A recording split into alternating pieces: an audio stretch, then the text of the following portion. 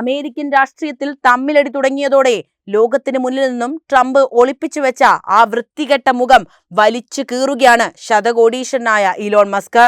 American president Donald ട്രംപും മുൻ Doge മേധാവിയും കോടീശ്വരനുമായ ഇലോൺ മസ്കും തമ്മിലുള്ള തുറന്ന പോരാട്ടത്തിലേക്കാണ് ലോകം ഇപ്പോൾ ഉറ്റുനോക്കുന്നത്. ഇരുവരും തമ്മിലുള്ള ബന്ധത്തിൽ വിള്ളൽ വീണതോടെ ട്രംപിനെതിരെ ഗൗരവകരമായ ആരോപണങ്ങൾ ഉന്നയിച്ച് മസ്ക് രംഗത്ത് വരികയാണ്. ട്രംപിനെ ഇംപീച്ച് ചെയ്യാനും പകരം വൈസ് പ്രസിഡന്റ് JD വാൻസിനെ പ്രസിഡന്റായി നിയമിക്കാനുമാണ് മസ്ക് എക്സ് പോസ്റ്റിലൂടെ ആവശ്യപ്പെട്ടത്. ജെഫ്രി എപ്സ്റ്റീനെതിരെ ലൈംഗികാരോപണ ഫയലുകളിൽ പ്രമുഖരുടെ പേരിനൊപ്പം ട്രംപിന്റെ പേരുമുണ്ടെന്ന ഗുരുതര ആരോപണവും മസ്ക് നടത്തിയിട്ടുണ്ട്. എപ്സ്റ്റീന്റെ ഫയലുകൾ ഇന്നും പുറത്തു വരാത്തതിന്റെ കാരണം ട്രംപിന്റെ മുഖമാണെന്നാണ് മസ്ക് പറയുന്നത്. സത്യം ഒരു നാൾ പുറത്തു വരുമെന്നും മസ്ക് തന്റെ എക്സ് പോസ്റ്റിൽ കുറിച്ചു. ആരാണ് ഈ മനുഷ്യനെന്ന ചോദ്യം ഇവിടെ പ്രസക്തമാണ്. സെലിബ്രിറ്റികളുടെയും ഉന്നത രാഷ്ട്രീയക്കാരുടെയും ബിസിനസ്സുകാരുടെയും ലൈംഗിക ആവശ്യങ്ങൾക്കായി പ്രായപൂർത്തിയാകാത്ത കുട്ടികളെ കടത്തിയെന്ന കുറ്റം ചുമത്തപ്പെട്ട കോടീശ്വരനാണ് ജെഫ്രി എപ്സ്റ്റീൻ. ന്യൂയോർക്ക് സിറ്റിയിലെ പ്രമുഖ വിദ്യാലയമായ ഡാൾട്ടൺ സ്കൂളിലെ ഗണിത അധ്യാപകനായി കരിയർ തുടങ്ങിയ ജെഫ്രി 1970കളിൽ ഇൻവെസ്റ്റ്മെന്റ് ബാങ്കായ ബെയർ സ്റ്റേൺസിൽ ജോലി ആരംഭിച്ചതോടെ തന്റെ ജീവിതം മാറ്റിമറിച്ച നിക്ഷേപ ലോകത്തേക്കുള്ള യാത്ര ആരംഭിക്കുകയാണ്. 1982ൽ സ്വന്തം സ്ഥാപനമായ ജെ എപ്സ്റ്റീൻ ആൻഡ് കോ സ്ഥാപിച്ചു. 100 കോടിയിലധികം വരുമാനമുള്ളവർക്ക് പ്രത്യേക സേവനങ്ങൾ വാഗ്ദാനം ചെയ്ത എപ്സ്റ്റീൻ പ്രമുഖരുമായി വ്യക്തിബന്ധം സ്ഥാപിച്ചു. സമ്പത്ത് വർദ്ധിച്ചതോടെ പ്രശസ്തർക്കായി ജെഫ്രി പാർട്ടികൾ സംഘടിപ്പിക്കാൻ തുടങ്ങി.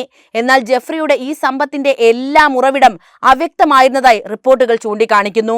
ശതകോടീശ്വരനായാണ് ജെഫ്രി എപ്പോഴും അറിയപ്പെട്ടിരുന്നത്. മരണത്തിന് 2 ദിവസം മുൻപ് ഒപ്പിട്ട വിൽപത്രം അനുസരിച്ച് അദ്ദേഹം എണ്ണിയാലൊടുങ്ങാത്ത സ്വത്തുക്കളുടെ ഏക അവകാശിയാണ്. ഇങ്ങനെ റിപ്പോർട്ട് ചെയ്യുന്നത് രാജ്യാന്തര മാധ്യമങ്ങളാണ്. 2008ൽ പ്രായപൂർത്തിയാകാത്ത പെൺകുട്ടിയെ ലൈംഗിക തൊഴിലിന് പ്രേരിപ്പിച്ചു എന്ന കേസിൽ ജെഫ്രി കുറ്റസമ്മതം നടത്തിയിരുന്നു. ഇതിനുശേഷം ഇയാളെ 18 മാസത്തെ തടവിന് വിധിച്ചുവെങ്കിലും 13 മാസം മാത്രമാണ് എപ്സ്റ്റീന് ജയിലിൽ കഴിയേണ്ടി വന്നത്. സംഭവത്തിൽ കുറ്റം ചെയ്തു എന്ന് കണ്ടെത്തിയതോടെ ജെഫ്രിയെ ഔദ്യോഗികമായി ലൈംഗിക കുറ്റവാളിയായി മുദ്ര കുത്തുകയും ചെയ്തു. Miami Herald investigative reporter Julie K Brown എപ്സ്റ്റീനെയും അയാളുടെ ഇരകളെയും സംബന്ധിച്ച ഒരു പരമ്പര പ്രസിദ്ധീകരിച്ചിട്ടുണ്ടായിരുന്നു.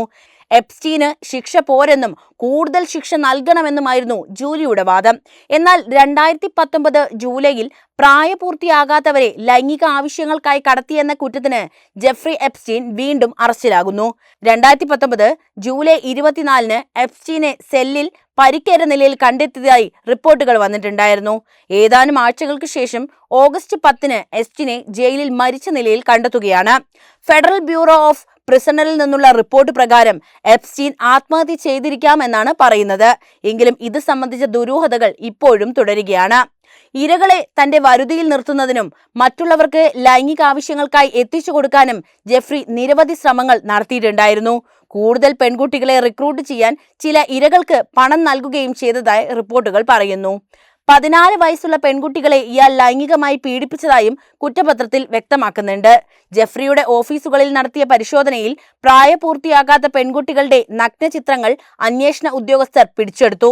ഇതിൽ താൻ കുറ്റക്കാരനല്ലെന്ന് എപ്സ്റ്റീൻ ആവർത്തിച്ചുവെങ്കിലും കോടതി ജാമ്യം നിഷേധിക്കുകയായിരുന്നു. വിചാരണയ്ക്ക് മുമ്പ് സെല്ലിൽ എപ്സ്റ്റീനെ മരിച്ച നിലയിൽ കണ്ടെത്തിയതോടെ കേസിലെ പല വിവരങ്ങളും അജ്ഞാതമായി തന്നെ ഇന്നും തുടർന്നു വരികയാണ്. കരീബിയൻ ദ്വീപും ന്യൂയോർക്ക്, ഫ്ലോറിഡ, ന്യൂമെക്സിക്കോ എന്നിവിടങ്ങളിലെ സാധാരണക്കാരായ ആളുകളുടെ വീട്ടിലെത്തി അവിടുത്തെ സ്ത്രീകളെ എപ്സ്റ്റീനും അയാളുടെ ഉന്നത ബന്ധങ്ങളുള്ള അതിഥികളും ലൈംഗികമായി ഉപയോഗിച്ചിരുന്നു എന്ന പരാതികളുമായി നിരവധി വനിതകളും രംഗത്ത് വന്നിരുന്നു.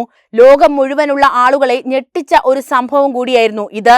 എന്നാൽ 2019-ലെ ജെഫ്രിയുടെ മരണത്തിന് ശേഷം ഇയാളുമായി ബന്ധപ്പെട്ട കുറ്റകൃത്യങ്ങളിൽ പങ്കാളികളായവർക്കെതിരെ നിയമ നടപടികൾ നിർത്തിവെക്കുകയാണ് ചെയ്തത്. ജെഫ്രി എപ്സ്റ്റീനുമായി ബന്ധപ്പെട്ട അന്വേഷണത്തിനിടെ കണ്ടെത്തിയ വിവരങ്ങൾ, ബന്ധപ്പെട്ട രേഖകൾ, കോണ്ടാക്ട് ലിസ്റ്റുകൾ, കോൾ റെക്കോർഡുകൾ, ചാറ്റുകൾ, വീഡിയോകൾ, അദ്ദേഹത്തിന്റെ കൂട്ടാളികളുടെയും ക്ലയന്റുകളുടെയും പേരുകൾ, മറ്റ് അന്വേഷണ ഡാറ്റ എന്നിവ ഉൾപ്പെടുന്ന ഫയലാണ് എപ്സ്റ്റീൻ ഫയലുകൾ എന്ന് അറിയപ്പെടുന്നത്. US president Donald Trump, pop icon ആയിരുന്ന മൈക്കൽ ജാക്സൺ, നടൻ അലക് ബാൽഡ്വിൻ, ചലച്ചിത്ര നിർമ്മാതാവ് ഹാർവി വെയിൻസ്റ്റൈൻ എന്നിവർ ജെഫ്രി എപ്സ്റ്റീന്റെ കോണ്ടാക്ട് ലിസ്റ്റിൽ ഉണ്ടായിരുന്ന എണ്ണമറ്റ സെലിബ്രിറ്റികളിൽ ഉൾപ്പെട്ടുവെന്ന് 2025 ഫെബ്രുവരിയിൽ അമേരിക്കൻ നീതിന്യായ വകുപ്പിന്റെ ഒരു രേഖയിൽ വെളിപ്പെടുത്തിയിട്ടുണ്ട്. എന്നാൽ കേസിൽ ഇവരുടെ പങ്കാളിത്തത്തെക്കുറിച്ച് അന്വേഷണത്തിൽ വെളിപ്പെടുത്തിയ കാര്യങ്ങൾ ഇപ്പോഴും പൊതുജനങ്ങൾക്ക് ലഭ്യമായ നിലയിൽ പരസ്യപ്പെടുത്തിയിട്ടില്ല. അങ്ങനെയിരിക്കെയാണ് ട്രംപിന്, അതായത് അമേരിക്കൻ പ്രസിഡന്റായിട്ട് മസ്ക് തന്നെ നിയോഗിച്ച ഡൊണാൾഡ് ട്രംപിന്റെ എതിരെ ഇത്തരമൊരു ഗുരുതര ആരോപണവുമായിട്ട് മസ്ക് രംഗത്ത് വരുന്നത്. കുഞ്ഞുകുട്ടികളെ പോലും വെറുതെ വിടാതെ ലൈംഗിക അതിക്രമം നടത്തിയ ഒരു വ്യക്തിയുമായി ട്രംപിന് എന്ത് ബന്ധമാണുള്ളത് എന്ന് അമേരിക്കൻ ജനത വളരെ കാര്യമായിട്ട് അന്വേഷിക്കേണ്ടതുണ്ട്.